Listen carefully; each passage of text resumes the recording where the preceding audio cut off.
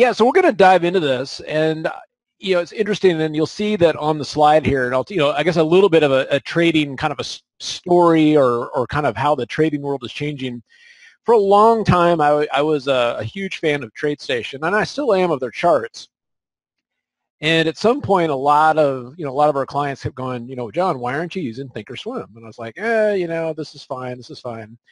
And finally, umpteen years ago, whenever it was, I started using Thinkorswim. I was like, wow, this is a lot easier to trade options with. So now I'll use, a combination of TradeStation charts and Thinkorswim charts, but do all my options execution on Thinkorswim, kind of teaching old dog new tricks and all that kind of fun stuff. And then what was interesting is not too long ago, like in December, I saw Tom, and I said something like, gosh, it'd be so much easier to do butterflies and all those, multi-leg strategies if someone just invented like a one-click way to do that. And he just laughed and said, yeah, just wait about 4 weeks. And I was like, oh, okay, I don't know what you're talking about. So then Tastyworks comes out, and it's like, okay, now I'm super excited to look at it, and one of those things I found, and this is, look, this is kind of the thing is, it's interesting talking to Tom and talking to Tony, they're on the pit, they're on the floor, they're using math to trade, and we kind of use a combination of charts and math. And so I'm just starting to utilize Tastyworks. I'm always curious to see, like, okay, if these guys are putting all their time and energy into this, I'm going to check it out. The commissions are amazing. And so I asked him, I said, look, guys, I use charts. So how can we start getting our indicators on your platform? And he's like, well, if there's demand for that, let us know. So if you guys are interested in, if you're going to open up a Tastyworks account, what I would ask is that you can see that link there, simplertrading.com/Tastyworks. Just go through that and open up your account with that link, because what's going to happen is we can say, like, hey, look, look at all these people that went through that link to open up an account. Now, will you work with us to put our indicators on your platform so we can start using it on there? So anyway, so if you guys are into doing that and you want to help us out, that'd be awesome. And in the meantime, what I'm super excited about, at least when I've heard from Henry, and by the way, I just finally got my account open, so I'm just starting to use it. And Henry's been talking about it. He's like, well, I've been setting up orders both on Thinkorswim and on Tastyworks, and I've seen faster fills on Tastyworks. I've seen sometimes I get filled on Tastyworks, and other times I don't get filled on Thinkorswim, and all that kind of stuff. And so I'm going to be looking at this as an observer. Like, I need to learn how to use the software. And so what we're going to do tonight is I'm going to turn this over to Henry, and Henry's going to talk a little bit about kind of his adventure with Tastyworks, and then he's also going to introduce Tony, and then Tony's going to talk a little bit more kind of bigger picture, and then we're going to turn it back over to Henry, and he's going to dive into the details, like, hey, this is kind of a tutorial on how to use the platform. So anyway, super fun, super excited. It's always fun kind of trying new stuff, and we'll go from there. So first of all, welcome, Tony. You'll be on here shortly. Glad to have you here. It's always been fun watching you over the years on Tasty Trade, and it's always great because you're probably the only person I know that can keep Tom in check. So that's always hilarious watching that. And then, of course, you guys know Henry. So I'm going to turn this over to Henry, and I'm going to kick back and watch, and you guys have a good time. All right. Thank you so much for that, John. I do appreciate the intro, and thank you guys for joining us this evening. I appreciate you taking some time out of your day to join us and hopefully enhance your trading and bring something else to you that maybe you weren't using before, and can hopefully enhance your trading. So I'm going to run through a quick sound check, make sure everything sounds okay. It looks like we're good to go, but of course I just want to make sure. You should be looking at a screen that shares my existing Tastyworks positions and kind of what we're looking at there. Excellent. House Monkey, Dave, great to see you guys. Kevin, as always.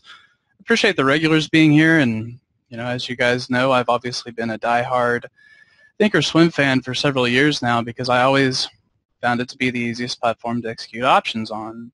Well, as Tastyworks has come out, I've seen a lot of reasons to, at the very least, have a additional brokerage account here. I think it's also very important in your trading to have no less than 2 brokerages, and then maybe no more than 3.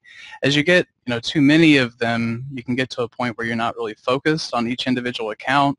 So I've found for myself that 3 is kind of a sweet spot. Of course, if something were to ever happen to one of them, it's good to have something to fall back on and be able to have another place to execute orders in a live market. Another one of the things that I like so much about Tastyworks is it's very light. So, as you think about various platforms and what you're looking for from each, I feel like sometimes software gets new features and new additions that don't necessarily add any features that you wanted, but then all that code is back there still kind of slowing down the platform. And I feel they've done a very good job of stripping this down to a kind of a bare bones, really focused on trading this, and it's something that I have found to be very helpful. So I'm going to show you a couple of things that just a couple right off the bat, and then I'll flip, no pun intended, right? And I really appreciate you stopping by, Tony, to do this with us. But kind of go through a couple of things that I've picked up on right at the beginning of using this platform, kind of get a take on what he's looking at with it, and then we'll go down into some of the intricacies of it. So once again, thank you guys for joining us. Let's go ahead and get into a couple different things with this. So very similar to Thinkorswim. If you've been using that, this is going to be a pretty easy transition for you because this platform includes a lot of what I always refer to as platform logic, or something that is shown across the platform in various sections that all does essentially the same thing. The first one that you want to become accustomed with is the collapsible arrows that will hide and show various parts of the platform. You can see that I've shown 3 of them right here, and there's one right over here on the right that I really wanted to make sure that you were aware of because it's a little bit hidden. But on this first layout page, it's one of the first things that you'll see, and you can see that whenever you collapse or expand them, of course you get to see or hide additional information. As we get started with this, it's important to remember that Tastyworks is a watch list driven platform. Now to some degree, all platforms do that because that's where you're keeping the list of positions that you are focused on. But the thing that I like about this is that in a way, the platform is already linked up. With Thinkorswim, you'll go over there and choose the linking option, right? And make sure that each of them is set to 3 or whatever it may be. In Tastyworks, this is something that is set up to pretty much drive itself off of whatever you've selected here in the left-hand side. So the left-hand panel is something that is very common for all of us that have used these. And kind of as you get started, this is the area where you will see the most recent symbols that you've been flipping through. So you don't necessarily have to have a position in it, but if it's something that you've been reviewing, it will show up here and makes for easy access.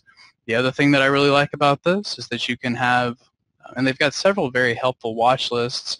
The one that I find myself visiting every day, and especially as you review your positions at night, is going to be your existing positions. So as you look at these, and you'll notice that when I click Tesla, now it populates here in the upper kind of left-hand side of this, and that changes everything that correlates to it. So not only do I see the last price, the net change, the bid-ask of Tesla, but then it's also going to change the trade tab. It's going to focus on my pretty much anywhere else that you're going to want to use this, which in truth is really focused for me on the trade and charting tab. Now, depending on how much time we have this evening and how much I'm able to get into this, I will also talk with you a little bit about the charting because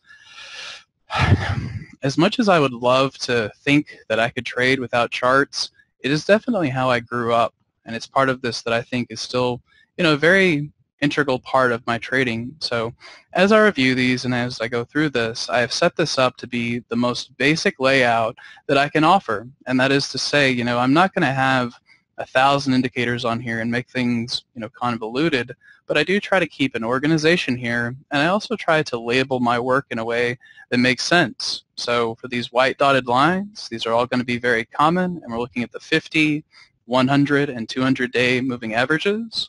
The other parts of this chart are going to be, I always refer to it as the squeeze internals. Sometimes John would refer to it as a dirty squeeze. Either one's fine. It's basically just trying to show you.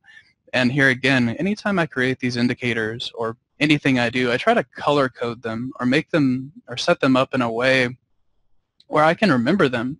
So I'm thinking, okay, Bollinger Bands, let's make those blue.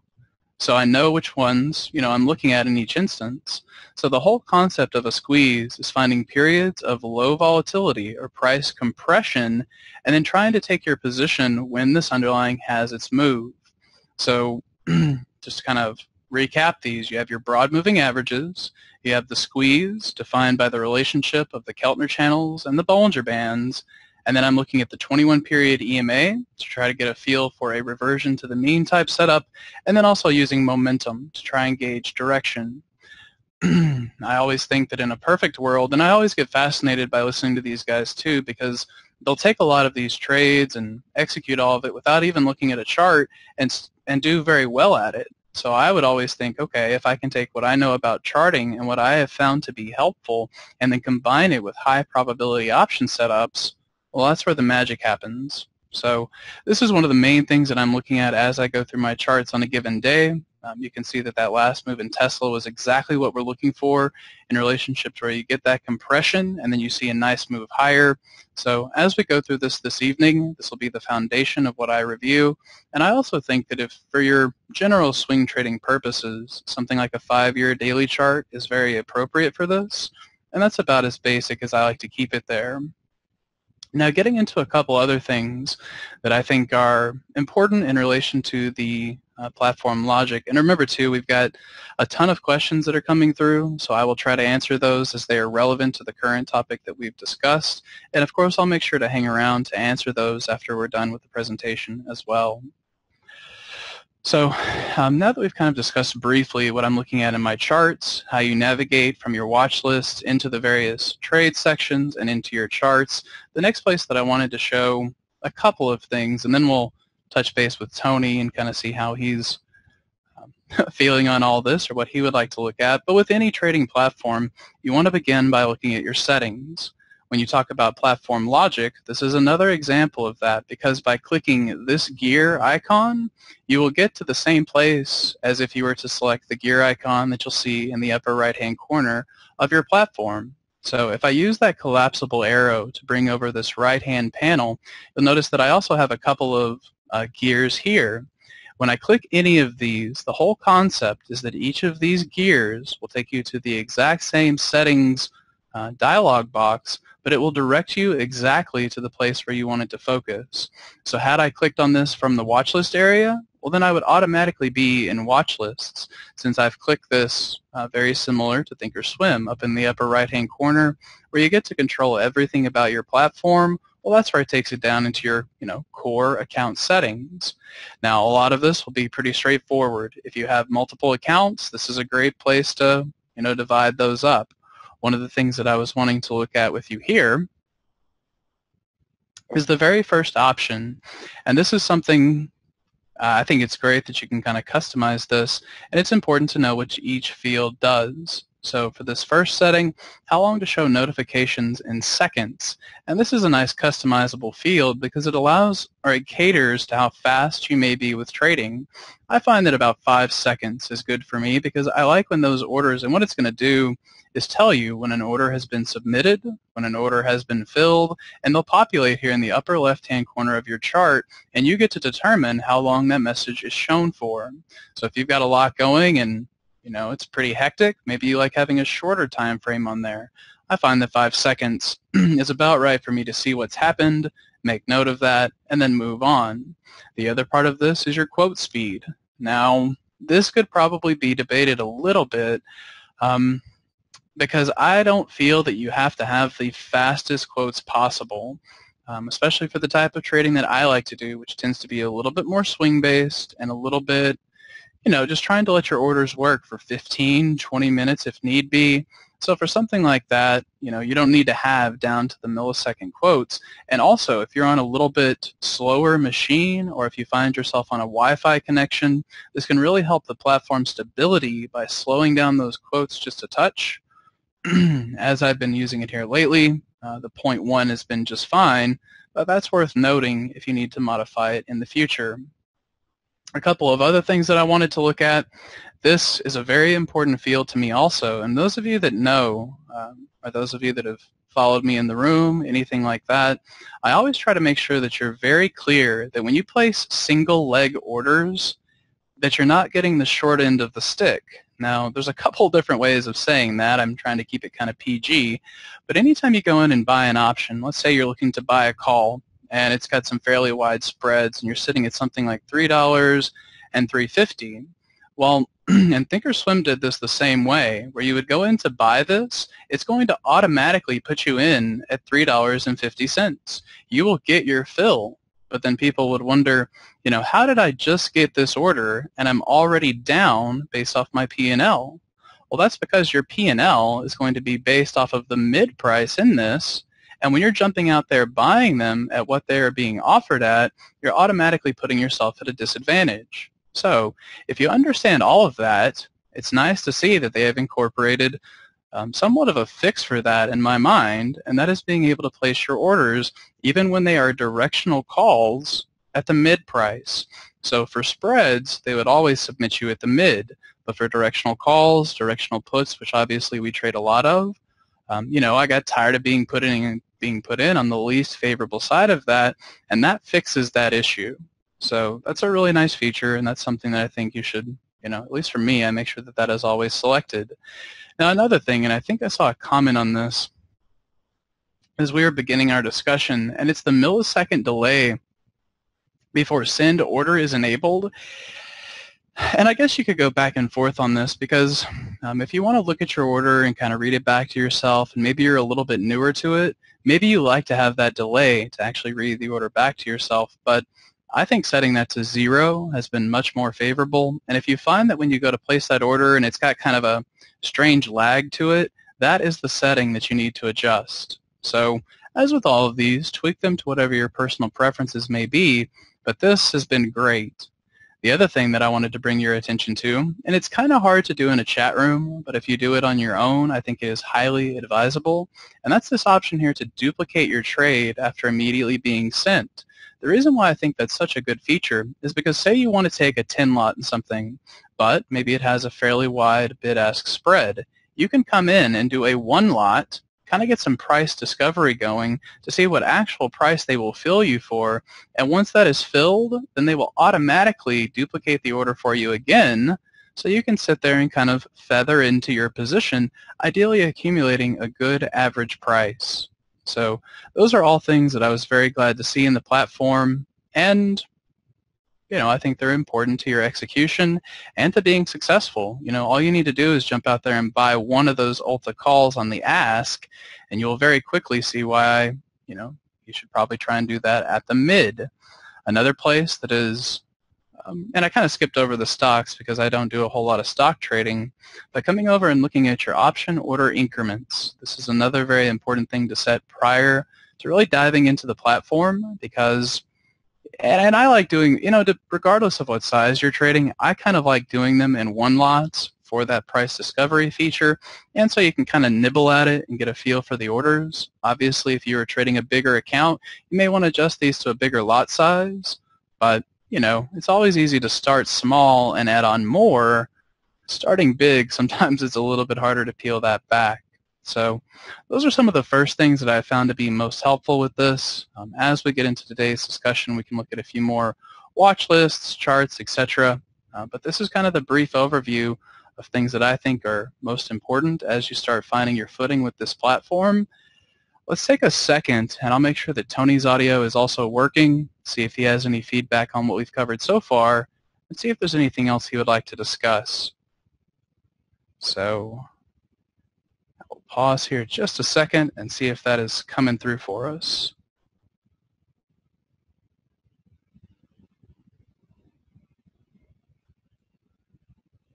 Test 1, 2. You guys can hear me? Awesome. Awesome. That's great. Well, thank you so much for allowing me to spend a little bit of time with all of your group here. I really do appreciate it. Can somebody just talk back to me from Simpler Options so I know that I'm okay? Yeah, you're good, Tony. Perfect. Thanks again. All right, thank you so much, guys. I don't know who the first gentleman that was on, not Henry, but the first gentleman. Boy, does he have a voice for radio. Silky smooth. Anyway, I want to say thank you to Henry and John Carter and Simpler Options and everybody on here tonight. I've been going through your chat. Although I'm not the best speller in the world, I hope I've answered a lot of your questions. No, this is not Sosnoff. This is Tony Battista. I get to share the room with Tom, and we've been friends for quite a few decades. I was instrumental, although not one of the first ones on with Thinkorswim, although I am very familiar with the platform, a wonderful platform, a great platform, and I remember it from its humble beginnings. I know a lot of people here love charts, and I have nothing against charts. Maybe I differ a little bit from Sosnoff on that. I think whatever gets you to click the button and gets you to be successful, you should have to use. So I'd just like to say that Tastyworks is only about 5 months old, and we're not even a complete pregnancy yet. It takes 9 months. My wife would tell me 10 months to have a child. So give us a little bit of time. I remember Thinkorswim in its infancy. Tom just wanted to have one button and no charts at all, and you know how robust that software certainly is. Certainly hope that Tastyworks someday can have a lot of the features that other platforms have, Thinkorswim and others included, and I'm sure we'll get there pretty shortly. The advantage that we have right now to everybody else is we don't have any legacy back-end software. We have state-of-the-art software in ours. I was just redoing a house, and I was talking to the electrician today, and he told me my stereo equipment from 2 years ago is obsolete. So you can imagine the strides that we've done with the back-end platform. It's extremely stable at Tastyworks, and I think you guys will enjoy it. I'd love to take some questions, Henry. What things that you have? One thing that I think everything you went over was absolutely fantastic. I think something that I may have missed while I was answering some of the chats or somebody went to, if you look at that little gearbox next to watch list on the left there, and you click it, you can customize that whole left side. I think you may have gone through this, but you can change it not only to the 4 things that you have there last, that change bid ask, but there's beta weighting to a position, there's dividend yields. The right hand, if you click out of that for a moment, top right, there you go. If you go to the right-hand side, which is a detachable side, click that right there. There you go. This can show you like whatever you have in there. Sure, Tesla works for me. If you go to order view, instead of orders, go to overview on the click on overview on the left. You got it. You were right there underneath Tesla where it says TSLA. There you go. Great, thank you. There's a little bit of a delay, so if I repeat it 2 or 3 times, I apologize. If you look on the right-hand side, I'll go from the right-hand side where it says IB index on down. That's the index, a dividend, and then a corresponding correlation to the S&P, which is plus 34. Yeah, right there. That plus 34 just gives you an idea on 100 being 100% correlated to the SPY, something like the Qs would have like a 95 or 90% correlation. Tesla has a 34% correlation. Just gives you an idea on if you're looking at your overall positions and you beta weight something to your overall position, like this, if you're looking at, say, this account that he has up there right now, the delta on his balances is negative 133. That's up on top there on this individual account. I'm going to, your theta is negative 367. Your net lick is 16,584. If you were to put a position on, obviously this is Tesla you have here. If you were to put a position on in Tesla, this has a positive correlation to the S&P. So any 100 deltas that you put on here would decrease your negative deltas in your account that you have where it says negative 133.77 under your delta. So if you see, not in this box on your platform itself. You see where the volume in Tesla is? 5,038,000 up on top? Yeah, I'm looking with you here. Yeah. There it says Tesla, then it says IV rank is 42. It says last is $318.89. There you go. Okay, so just right where your cursor is right now where it says delta negative 133.77, perfect, right there. Perfect. He just put a rectangle around that. Any position or trade that you put on and say Tesla or S&P would change your delta by a 34%, meaning the correlation in Tesla is Tesla. I always get that kind of wrong, is 0.34. Anyway, just some features that are on the platform. We're going to go a lot further with the platform. We haven't really made any type of major update to the platform in the past 5 months. We have a lot in the queue, meaning that we have a robust charting package that we're going to add to it. We will not be changing the color from black to silver, gray, or anything else like that for the immediate future. Tom really likes the black background. I know there are a lot of Canadian viewers that are watching this webinar today. I hate giving bad news to anything. If you've watched or been involved with Tom at any time, you know the answers. All his own emails, and he hates to disappoint anybody, as does anybody, I think, who's trying to do good for the trading community. But Canada has just got a lot of regulations. We're probably a year, maybe even a year plus away. Futures on the good side, and international accounts, except for Canada and a couple of other countries that are presently not being supported by the U.S. We hope all of those will be able to be on next week. We hope by Monday, Tuesday, Wednesday of next week. So that's great news. Futures shortly thereafter. We hope within 2 weeks of that. Futures options, any future that we support, will have futures options too. So we hope that everybody who is interested in this will find some benefit in that. For these headaches that you're putting up with, meaning maybe not the charting package that you want to see, or the one cancels other type feature that you want to see, or some of the other things, we are offering, and everybody gets the same type of rate. It's basically 80% cheaper than most of our competitors, which is for options, it's $1 in, and you pay nothing again to get out of the trade. Now, again, I'm not a Tastyworks representative. I am not a registered rep. I am part of Tasty Trade, which is a non-registered entity, but you certainly can get all of these details from Tastyworks themselves. It's the platform that I'm using, and I find it pretty beneficial. $1 in for any option trade per contract, and then nothing to get out. You pay, obviously, the exchange fees. Those are passed through. So it works out to be just about 50 some odd cents per contract in and out. Nothing to close a trade at any price. We prefer people to, or at least we look, or the way I trade is trading smaller more often. He's just circled all the commissions there. You can see them there. And also the exchange fees, which are on the right-hand side for all of the different products that I believe this is Henry accounts that he's traded. Do you have any questions from other people, or Henry, is there something I can help you with? Well, I think we should be able to talk with each other and allow the platform. Paper money seems to be a pretty prominent question that I have here.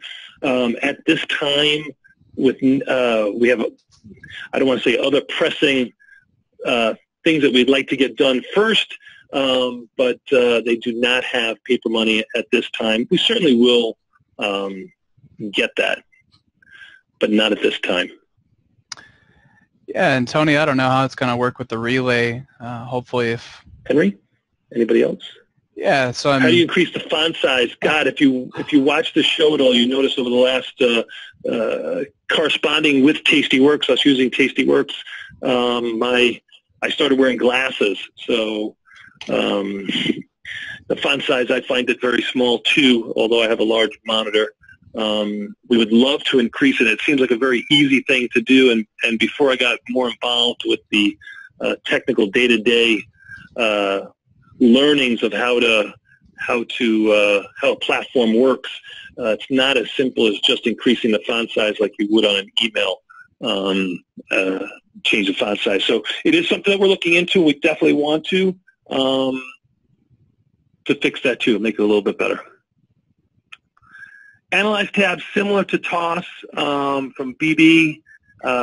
Certainly something, listen, I mean, we were all instrumental in building the Analyze tab. Obviously, you know, most of the things that are in Thinkorswim up until the last year or so were the brainchild of Tom Sosnoff, and others, of course, who instrumental in making that platform, as robust and as good as it is. But yes, we will. We're certainly going to be a little bit different. We're going to certainly put in a lot of the new features and research that we've come to know and love. Obviously, can't wait to have John's indicators on the charts. I hope that's something that we can get done real soon. What else? Trust accounts, hopefully next week. Believe me, a brokerage firm can't make money without having customers, so saying we don't have trust accounts and we don't have LLC accounts is certainly a dagger in anybody's heart that's affiliated with or wants to see a brokerage firm succeed. So sure, priority number one. Commissions charged on all four legs, i.e. to open 10 ICs on SPX. Yeah, $1 per contract to open a trade, nothing to close the trade. You have to pay the exchange fees. Again, don't take my word for it because I am not a Tastyworks employee or anything like that. I don't represent Tastyworks, but it's certainly right there on their website. You can find it. You certainly can call and listen. I challenge everybody out there. Try to get somebody to answer your email from another brokerage firm and check us out at Tastyworks and see how they go. And if it works out for you, that's great.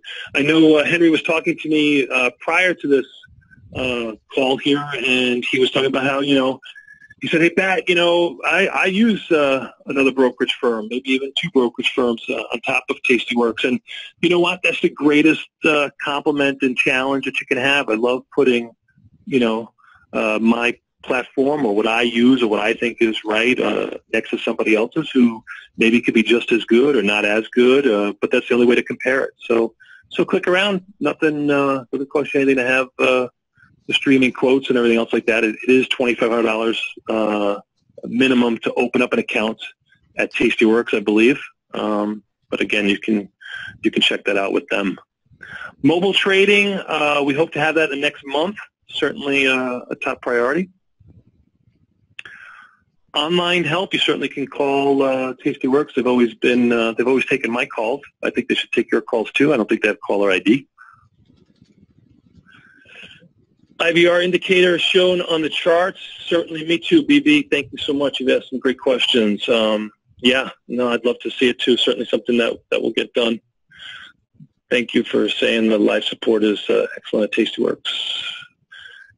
How do you fund the account? Hey, listen, there was a link that you just had up there a moment ago when we started it. Henry, you want to throw it back up there again? I think that's the way that I would do. I would use the link here, support simpler options, support the people that help you, that answer your emails and answer your calls. So I think that's the way that I would do it.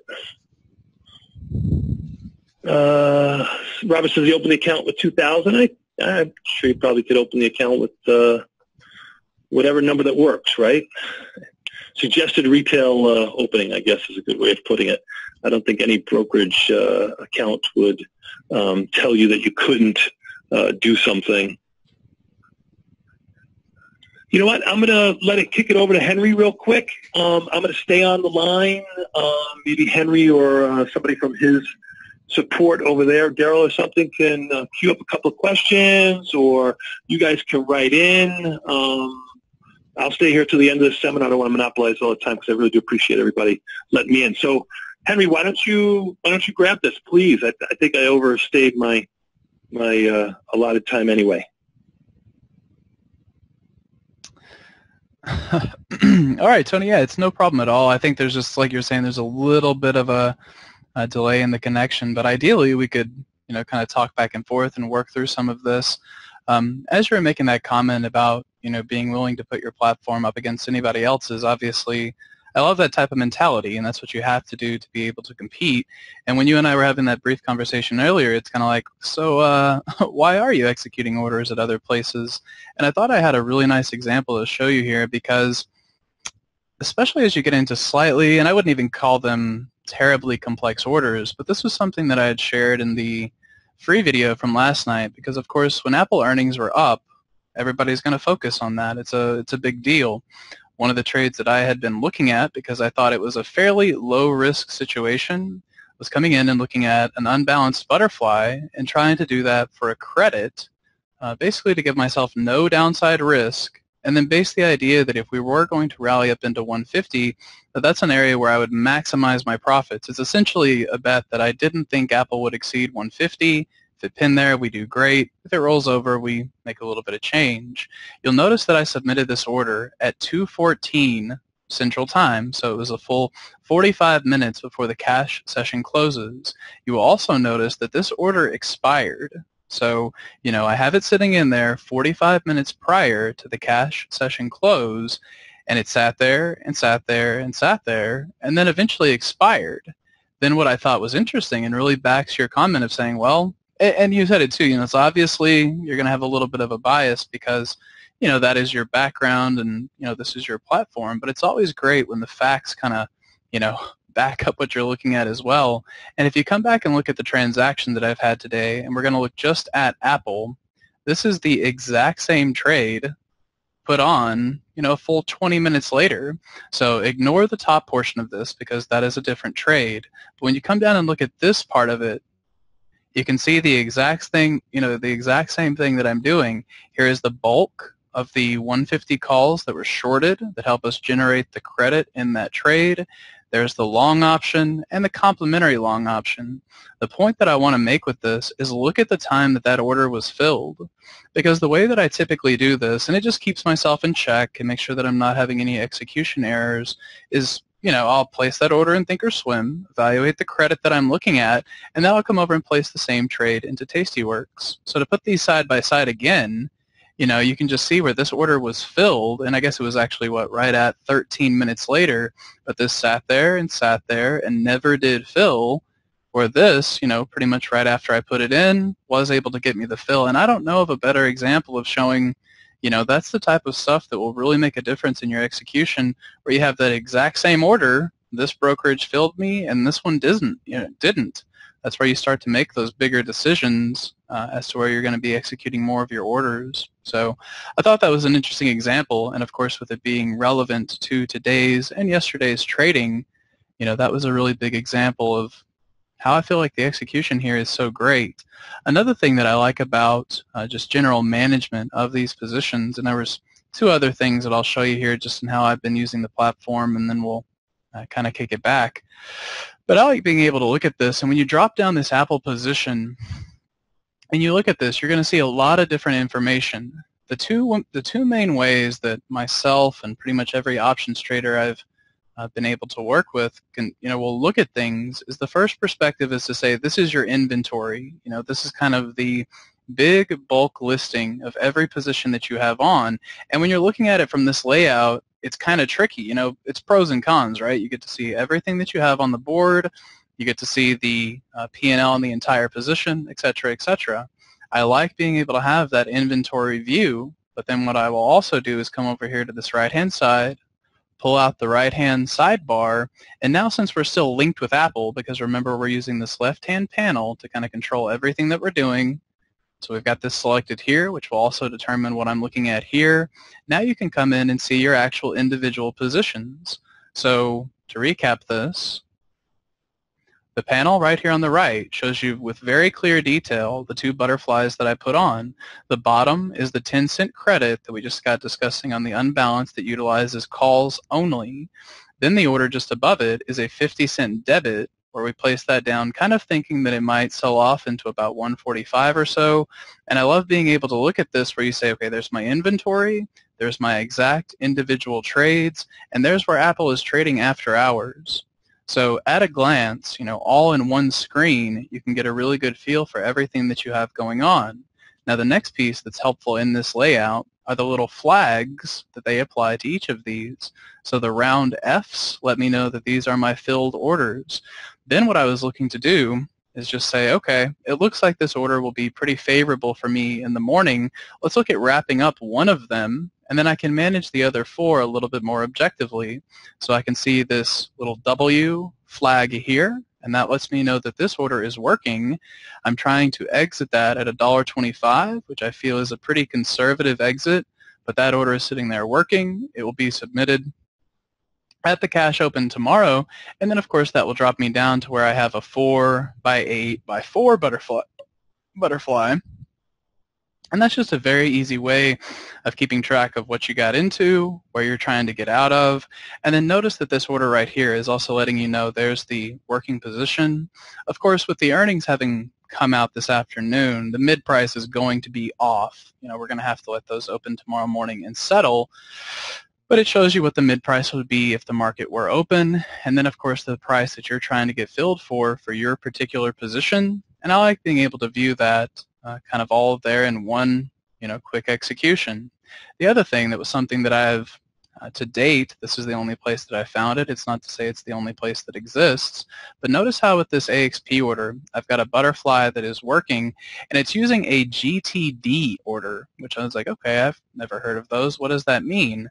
Well, what I'm looking at doing, because AXP was something that, we've been talking about this ticker all week, and I've been looking at the idea, I've got them in another account, but I was saying I'd like to tack on the butterfly to this trade, but I don't want to sit there and leave it as good till canceled, just, working forever. So what you can do is come in, and if we were to recreate this order, you just want to click on this drop down and then just start setting up your position. I'm looking at being long a call butterfly, so you just kind of read this back to yourself from left to right. Say, okay, long call butterfly, go. Okay, that's going to first by default put you at your nearest and closest strikes, which I would never recommend executing a butterfly like that because it's too narrow of a profit or too narrow of a range to try to make any money. So if I branch this out into what I actually wanted to do, all you have to do is grab those legs and drag them to where you would like to position them. So that's all it is just clicking. They're in between any of these variables and dragging your strike down to where you would like to be. This is the easiest way of any platform that I found to customize these, and they also make it very clear to understand the structure of your trade, because here you're looking to buy one contract. This would be the sale of 2 and then the purchase of 1. As it's currently laid out right this second, that would be a broken wing butterfly. If I want to bring it up to being just your standard fly, then I just drag this to 80, and now I've constructed this in a way that it's your standard basic butterfly. Now the point that I was going to make with those GTD orders is saying, okay, I like the idea of the American Express butterfly, but if I can't get this order by Friday, I want to be done with it. And I think that's a great way of doing it because it just helps keep your positions organized. So if you come over to the bottom right-hand corner before you submit your order, you have the time and force where you can change it till good till date, which is a specific date that this order will continue to work. So you can click on this calendar icon, bring this out into Friday, and then when you come in to review the order, it's going to say, okay, I would like to try and buy this butterfly for a 55-cent debit, and if I can't get filled by this Friday, go ahead and cancel it. And that's just a lot easier than, because if you place a lot of orders as good till canceled, well, then you're going through all of your listings saying, do I want to keep that one? Do I want to get rid of that? This is something where you say, okay, if this isn't filled by Friday, the idea will probably no longer be any good. I would at least want to start fresh in the review of American Express, and that's just a nice feature of those orderings that I hadn't seen before. So I think that's a great way of doing it. Obviously, at this point where you have these types of trades constructed, you can always adjust your quantity if you want to change it into any type of a, an unbalanced or whatever it may be. But the whole structure of setting these up, I thought, is just, it's very clean. I don't know if I could pause the screen exactly to show you, but it's essentially saying, here's all the various strategies that you might like to put on. You can figure whether or not you would like for that to be long or short simply by clicking on this, then selecting, like, let's say, for example, what's a bearish chart? The first thing that comes to mind, and I don't know why, but Lulu has been something that has been fairly bearish. And actually, I kind of hate even trying to structure a recommendation on this. I was looking for something to short, but let's say that we're looking at this and we think that we're about to have it's in a bearish trend. We've reverted back up into the 21 EMA, and you're looking for the opportunity to sell a call credit spread. If you come back over to your trade tab, that's where you click this drop down and say, okay, I would like to be short a call vertical, and then you just click go. From here, it's going to do that same thing, just try to position you by default to whatever the listing of the options are. So if they are 50 cents wide, that will be your default listing. In this case, I like the idea of selling the 53 because you can see that is just outside of the money. So you're selling a call that is 54 cents out of the money. Of course, doing it 50 cents wide is a little bit too small for me, so then I'll go down the chain and begin looking for the point of diminishing returns, which means if you're going to buy protection for a short call, there would be absolutely no reason to buy the 60. Why would you buy the 60 when you could come in and do something like the 58, or even more so to this point, the 56 or the 55? Because if you were to do the 60, you're taking on so much more risk. Well, not really, you're not the credit received is not going to be that much different. So I'll scroll down this and say the main reason why I'm initiating the trade is to be short the 53 call. The amount of insurance that I should buy would leave me right there about, let's call it 56. Think about it this way, where if you were to do the 57, you're tacking on an additional $1 of risk while only taking in an additional 10-cent credit. So being able to drag and adjust those verticals in that way is a quick on-the-fly way of doing it. Then you come back down and review your position. I always like to say, read these back to yourself almost phonetically, so you can break them down piece by piece and say, okay, I'm wanting to sell the 53 call for 83 cents.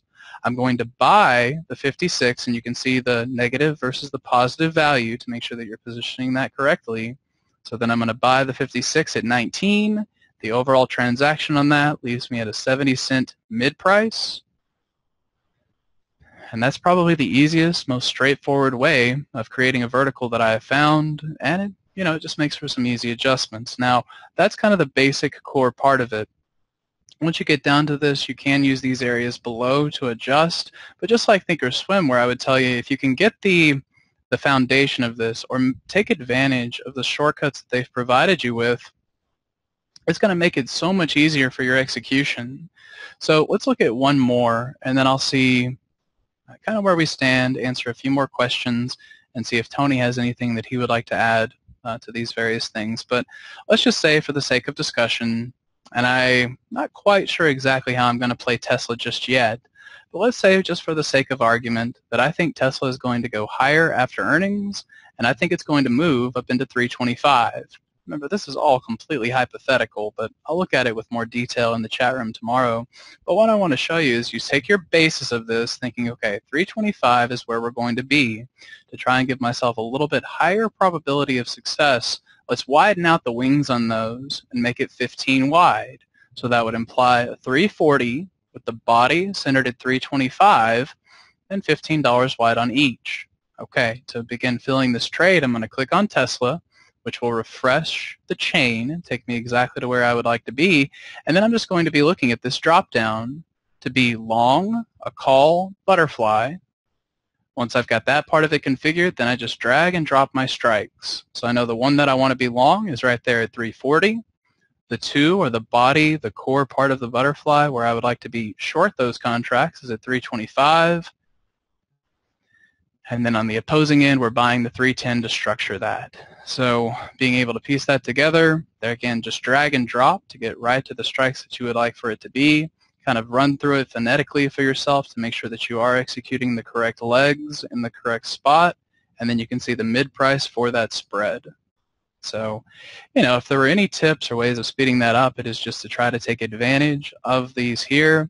And then one last thing, and I know he spoke to this briefly, but I also think that this is very helpful. But when you're looking at this, this is the default layout that Tastyworks will give you. I like coming in and making a few adjustments to this where I like to see my trade price. One other thing that I love about this, you talk about nuances, but you only have to click once to get that to come over, and I'm like, oh, that's brilliant. How many times I've sit here and double clicking when all you really need is the one. I'm a big fan of trying to reduce the number of clicks required to get anything done. So I like being able to look at my trade price, and then I will take the mark and put that just to the side of it. What that allows me to do, and I'll take a couple of these off here just to try and save a little space, but then what that allows me to do is say, okay, there was my trade price, there's the market price, so I know what this is going for.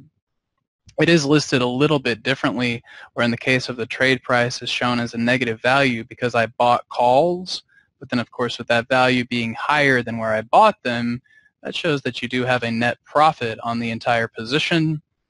Like with anything, it's, because you can look at this and just say, oh, okay, I have P&L that's open, but I think it's more effective to say, this is what I paid for them, this is what they're trading for, and there again, it's just a quick way to review everything that you've got going on, have a full understanding of where your positions stand, and the more that you can kind of tweak that to be exactly what you would like to see, the more the platform will work for you. So those are a couple of things that I found to be very helpful as I manage and execute positions in this platform.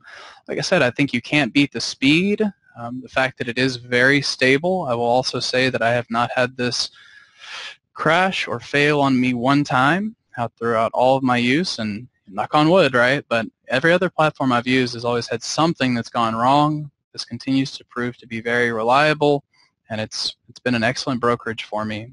So I hope that kind of gives you a review of how I found this most helpful to branch off from what I typically do with my trades and other platforms, how I've been able to move them over into Thinkorswim, and it's been a very helpful thing. One last point, and I saw that this came up in the questions, where it's like I can't add a position. That seems very basic. Well, it is basic, easy, whatever you'd like to call it. You just have to do it a couple of times so you become familiar with it.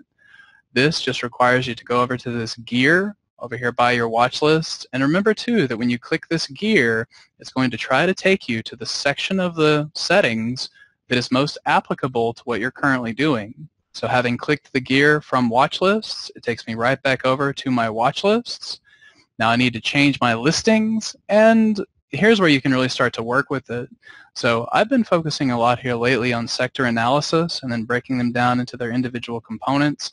I also have a list that I've created for earnings ideas. So you can either add a new list or add a new ticker to a list that you've already established. Now, earnings ideas, I only have Facebook and Tesla on right now, but John had also mentioned Restoration Hardware for kind of a play into earnings. So in order to add this to my earnings ideas, I simply type in that symbol, add RH to my earnings ideas,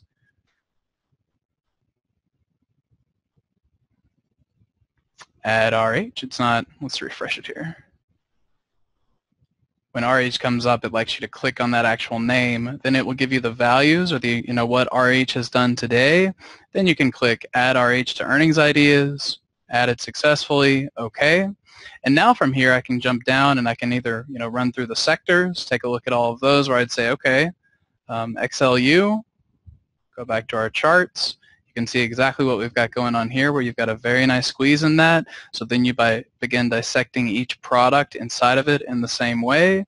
Or if I wanted to come down and look at my earnings ideas, that has now been added to the watch list, and I can begin navigating from there. So I will say that I find it a lot easier for products that you're wanting to trade or have any ideas around. Get them in a watch list, because that'll be a little bit easier to navigate quickly than having to type each of them in. And it's a great way to kind of take the platform by the horns and make it work for you. So that is about every tip or every quick piece of information that I could give you in the short hour's time. With that, I'll take a little bit of a pause, see if there's anything that Tony would like to add, and then we'll also keep an eye on these questions as they scroll through.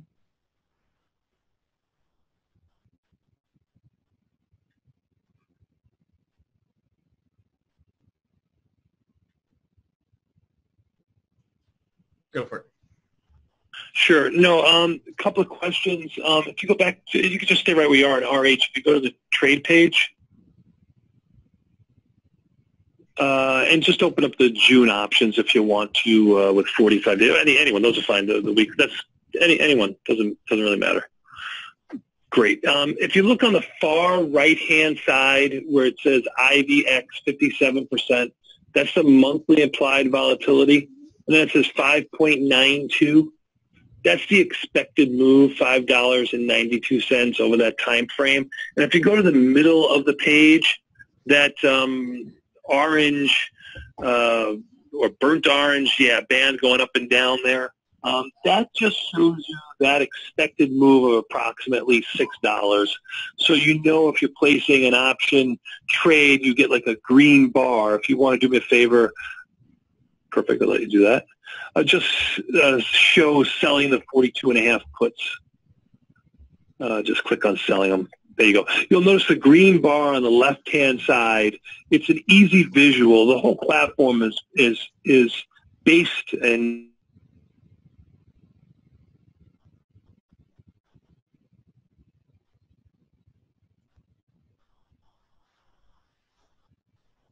the probability of being in the money shows zeros. That's just because all the quotes are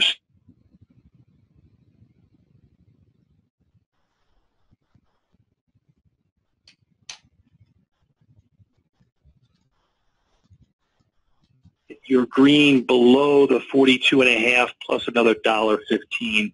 So it's just showing you. So if you put up a complex spread like a butterfly that he was showing a moment ago, you can see where your win ratio or win area is. You can leave this trade right there, right where it is. And if you go to the top underneath positions and you click on curve, right there. Okay, so that's the same exact thing. A lot of people that used Doe or just like a little bit of a different way of seeing something. You can see the present stock price is where that circle is. You can that's in the middle there. $48. Yeah, it's perfect. The put that you're selling, it shows you the strike that you have right underneath there. Obviously, the 42.5 puts, and then that large green area is your win area, and anywhere in red is where you would start to lose money. Above that green area is 100% win. Below that red area is 100% loss, 1-to-1. It also shows you, if you go back to the table view, you can stay right where you are. If you go, it's perfect. If you go down the bottom where it says Analyze, which this is the first steps to, what a lot of people who are familiar with other platforms, maybe Toss would be the one, or Thinkorswim would be the one that I'm most familiar with besides Tastyworks. This is the beginning of our type of Analyze tab, and of course we'll be going much more with this, but this is the guts or the brains to it so far. It shows you pretty visually right away 75% probability of success. The extrinsic value is $128. P50 means the probability of making 50% on this trade. You sold it for $1.15, so you're looking at somewhere just over around just under 60 cents, 57 cents, 58 cents, is about 85%. The delta on the trade is a positive 21. The theta per day, or how much it costs you to make or hold this trade. Obviously, this is a short option, so it has $3 in theta decay. Max profit is obviously whatever you sell it for. I know it says $128 there. That's taken probably the mid price of it. And then your max loss would be going down to 0. No levels at Tastyworks, which I know is I like your sad face there. But no levels. Anybody who opens up an account, I said $2,500 is what you need. $2,500 gets you all the levels. There's no levels 1, 2, and 3.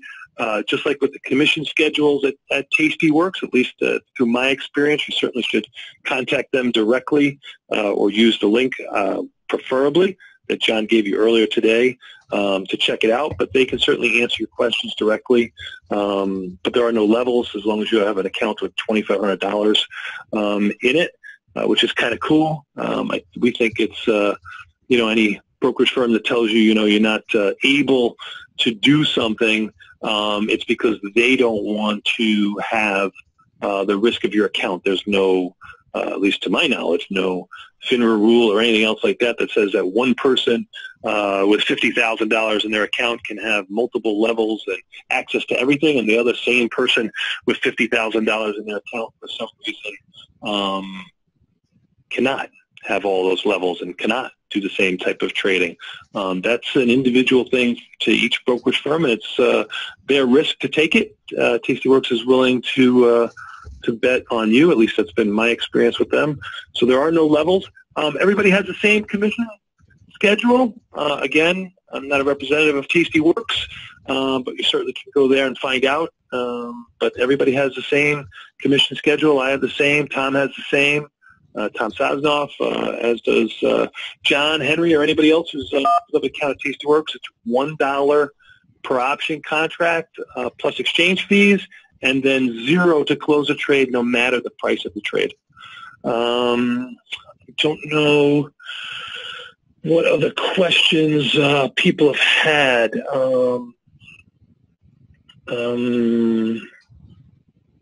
Any questions that somebody would like to say? Okay. I think I'm done. Henry, back to you.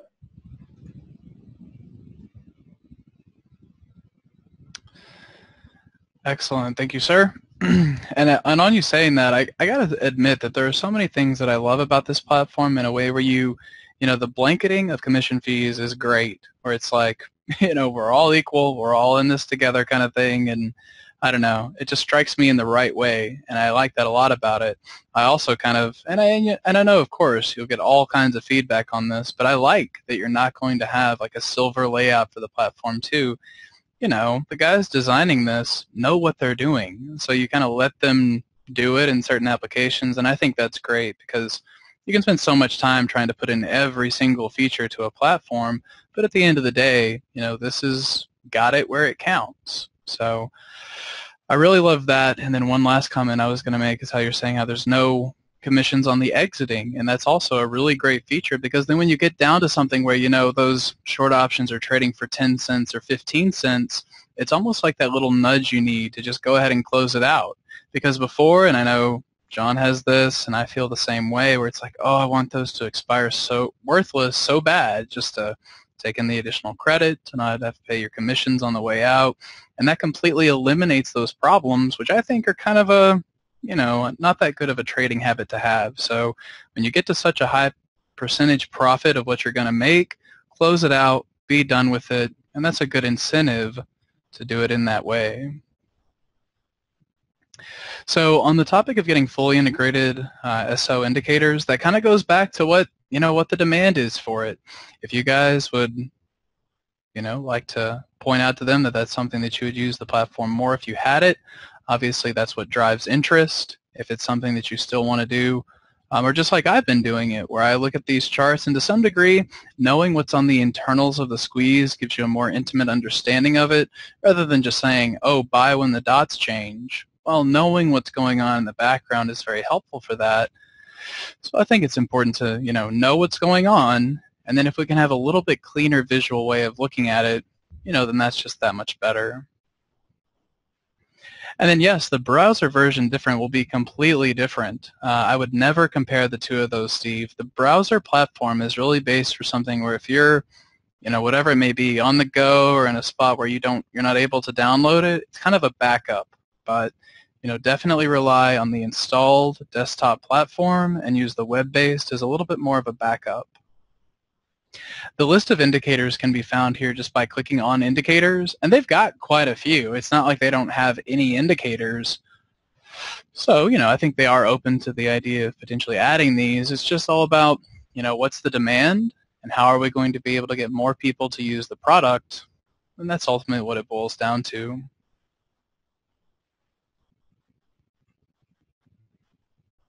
And then can you add open interest to the trade tab? So when you come back over here and we're looking at the table, this is where you can customize all of those various fields.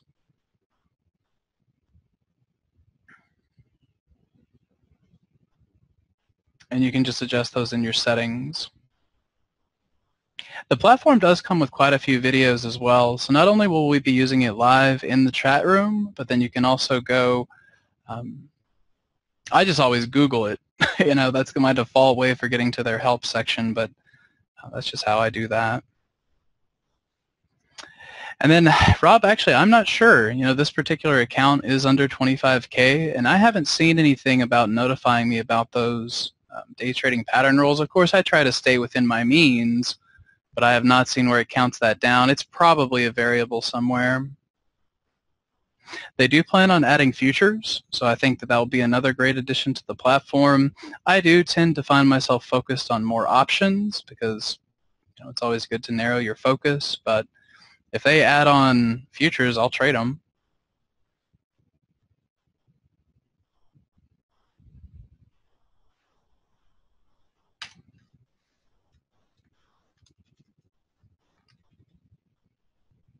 And then what is the indicator at the bottom of the chart that you're showing? So that's another piece that builds up the squeeze. So the whole idea with this, and one that I'm kind of watching right now in regards to that, is Duke Energy. And what you're trying to use, and right now it's not really showing me a lot, but the whole idea is that you get a feel for which direction momentum is heading. One of the things that I like to use as a complement to this, because when you look at this and it's like, oh, that's not very decisive, right? It's not very easy to understand.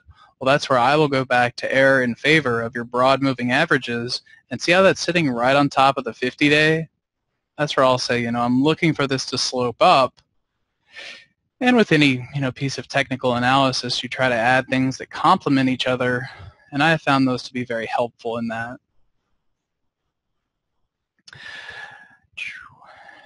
I have not seen an active trader ladder, Sheldon, and that is something that I think would be great to add to the platform because it's such a nice way to directionally trade options. Not terribly helpful if you're trading spreads, but for a directional options trader, a depth of market is a great thing to have.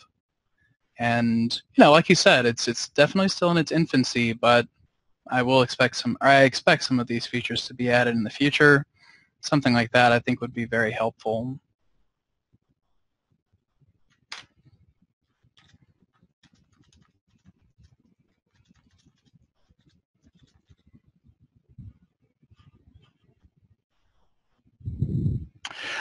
There's no scanning in it at the moment. One thing that I would say about that, MJ, and one thing where I've been able to find trade ideas off of this, is looking at things like liquidity. Or, it's a built-in watch list into Tastyworks. And I love being able to have this because beginning traders, and, John and I go back and forth on this discussion a lot too, but it's like, do you need to have this much liquidity, et cetera, et cetera?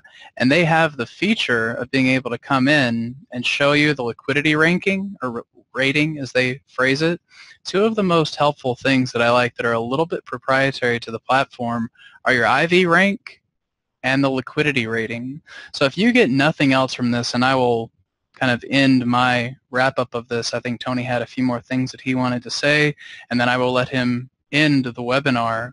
But if I was just starting out as an options trader, I would think that focusing on these two fields would be of utmost priority and definitely helpful, because the whole concept is that you want to focus on those that have the best liquidity and a high IV rank, something above 60 ideally, closer to 100 the better. But if you can get good liquidity, a good IV rank, then you can begin to structure your trade and give yourself a little bit higher probability of success than trying to work with something that's super illiquid and has no real implied volatility. So having those in that watch list is very helpful. And while it is not exactly scanning, in a way it's saying, okay, I'd like to find something with a high IV rank, show me everything that's in the upper percentile, and then you can begin filtering it down from there. So definitely still a couple of ways to find some good trade ideas.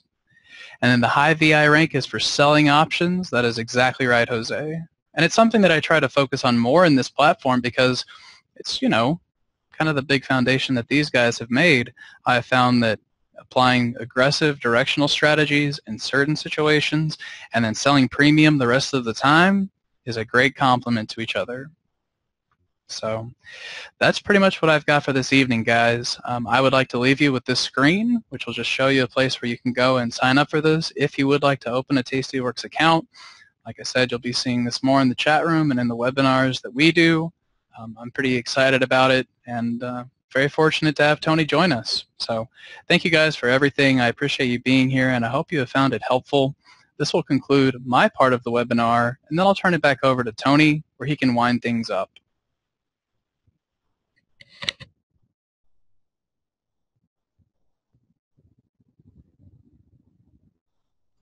All right, you're good to go.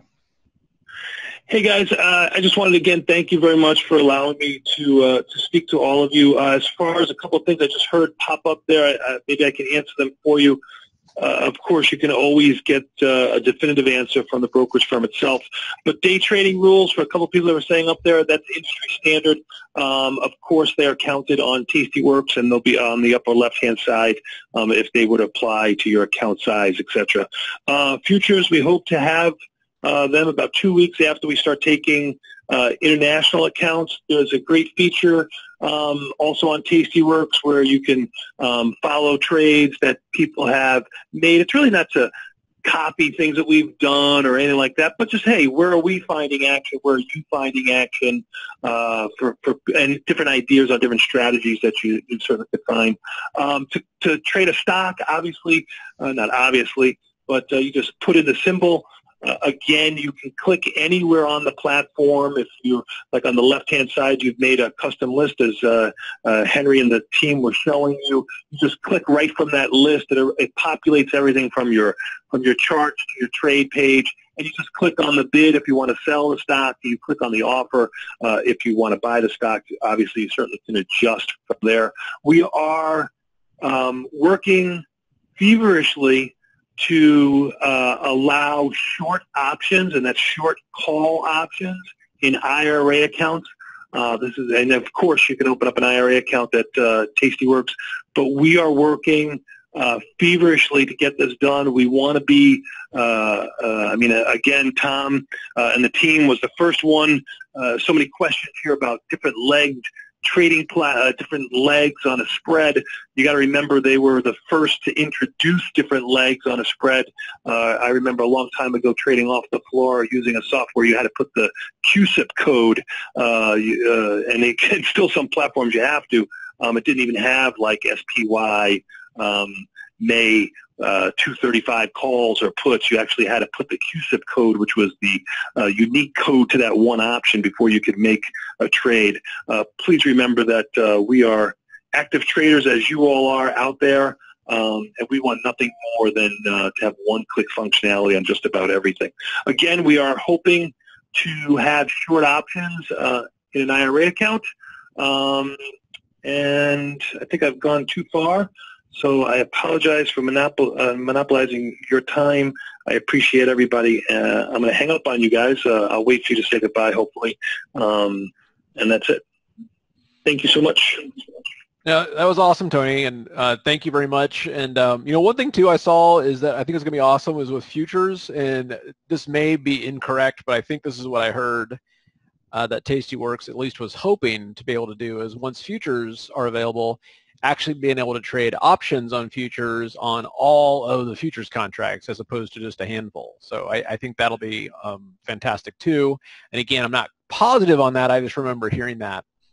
And then, yeah, if you guys are interested in this, I think it's definitely worth checking out. If you go through our link there, simplertrading.com/Tastyworks, it gives us some clout, pretty much saying like, when we go to them later and say, hey, can you put the squeeze on your platform? And they're going to say, well, nobody wants to squeeze. And we can say, well, look, all these people, they opened up accounts, they wouldn't be here.